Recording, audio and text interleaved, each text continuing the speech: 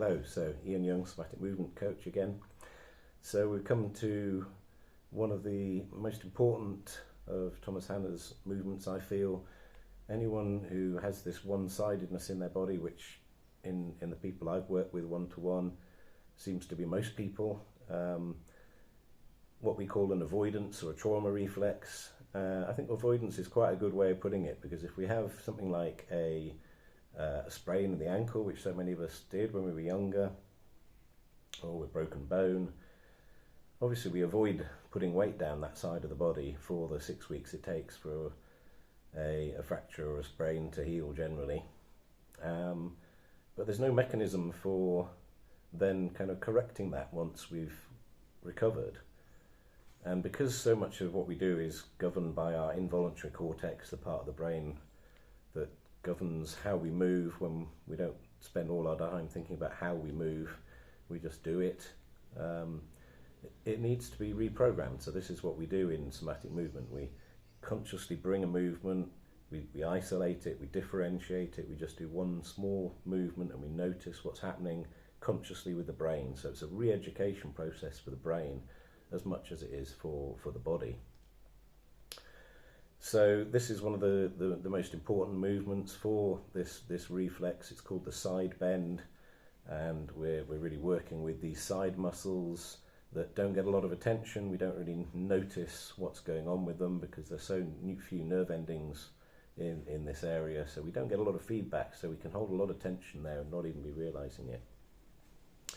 So with this movement, it's because we want to really get straight down the side. It's very particular how we set up, so it's actually quite useful here. I'm gonna line myself up against this sofa, which is flat, so it gives me a good indication that my back is straight. So you can either lie on your arm or have a cushion under your head for this one, and you want your knees bent up. So we say 90 degrees at the hips, 90 degrees at the knees, and 90 degrees at the ankles. So you can sort of imagine you're sitting on a straight back chair with your feet flat on the floor. That's what the image is. Nice straight back, shoulders stacked, and first thing we're going to do is going to pinch the waist muscles, and then we're just going to keep the knees together and lift that top foot up into the air. And what I can feel is this hip is coming up into the waist, and it's tightening these muscles underneath my pinch, underneath my fingers here. And then as I slowly lower that foot down, those muscles are relaxing again. And the thing to watch for here is which direction is the hip going in. And I could probably, if I could get my knees up a little bit more, yeah, that actually brings the hip more up into the side of the body. If you have your knees down a bit like this, what happens is the hip rolls forwards in this direction, and it doesn't really squeeze these hip muscles, these waist muscles. So this is why we have this little test. So once we've got that test, we know that the hip's going in the right place, we know we're all set up right in the lower half. We can lower the foot, take a big breath in, sweep the arm up over the head. See what the arm's doing.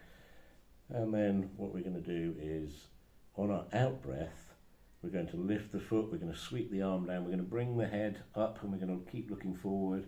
And that squeezes, can you feel you're squeezing these waist muscles from the armpit to the hip, like a concertina or accordion.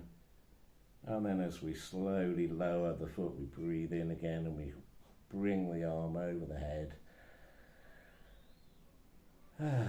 lengthening that side, squeezing it as we lift, and also lengthening it, and noticing there's something like the opposite going on underneath. Now, if this is a very difficult position for you to get into with the knees, you can have the lower leg bent and the top leg straight, and we can just lift this leg up into the hand, just get an idea. We're also engaging this IT band on the outside now as well. So then we can lower the leg, breathe in again. So we can do it with a straight leg, but it's very important to keep, this is where doing it against a wall or a sofa can be quite handy. Keep the foot relaxed, keep the toes pointing forwards. So breathe in again, breathe out, lift the leg up to meet the hand, press the leg into the hand, and then we'll engage this IT band on the outside, big thick tendon on the outside that can get a bit tight, and then slowly lower. So we're just lengthening the side all the way from armpit down to knee now. So that's a variation that you can do if it's difficult for you to really bring the knees up in front enough. So that's the side bend. As I say, one of the most important movements for anyone who struggles with an injury in their body at some point and a difference between the two sides. So yes, then we would lie on our back, and this is probably the moment where we notice the most what's happened in our somatic movement, because quite often it feels like the floor isn't level anymore. We have this disorientated feeling like, what is going on? Something's happened. And again, it's because we don't have that many nerve endings down the side of the body. The brain is trying to make sense, and so it's kind of going, well, it must be the floor's not level anymore, or, you know, just can't quite have enough feedback to realise. But if you tune in, you can maybe go, oh yeah, that side I've just worked feels like it's all connected. It feels like there's a flow. It feels like there's more weight there. And maybe the other side feels all lumpy and bumpy and constricted and not connected.